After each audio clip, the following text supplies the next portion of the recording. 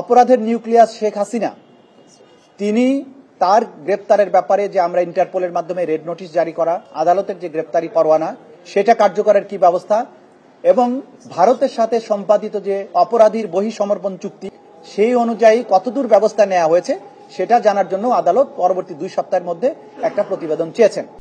জুলাই আগস্টে ছাত্র জনতার গণ অভ্যুত্থানে সংঘটিত গণহত্যার মামলায় সাবেক প্রধানমন্ত্রী শেখ হাসিনার বিরুদ্ধে তদন্ত প্রতিবেদন জমা দেওয়ার জন্য আন্তর্জাতিক অপরাধ ট্রাইব্যুনাল 2 মাসের সময় দিয়েছে।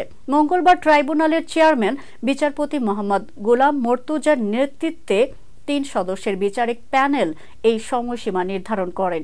ট্রাইব্যুনালের অন্য সদস্যরা হলেন বিচারপতি শফিল আলম মাহমুদ এবং বিচারক মোহাম্মদ মহিতুল হক এনাম চৌধুরী। ট্রাইব্যুনাল আগামী 18 ফেব্রুয়ারি তদন্ত প্রতিবেদন জমা দেওয়ার জন্য নির্দেশ দেন। একই সঙ্গে শেখ হাসিনাকে ভারত থেকে ফিরিয়ে আনতে ইন্টারপোলের পদক্ষেপের ব্যাপারে জানতে চান তারা। গত 5 আগস্ট আওয়ামী লীগ সরকারের পতন ঘটিয়ে গণ অভ্যুত্থান হয়। এরপর অন্তর্বর্তী সরকার আন্তর্জাতিক অপরাধ ট্রাইব্যুনালে জুলাই আগস্টে সংঘটিত গণহত্যা এবং মানবতা বিরোধী অপরাধের বিচার প্রক্রিয়া শুরু করে।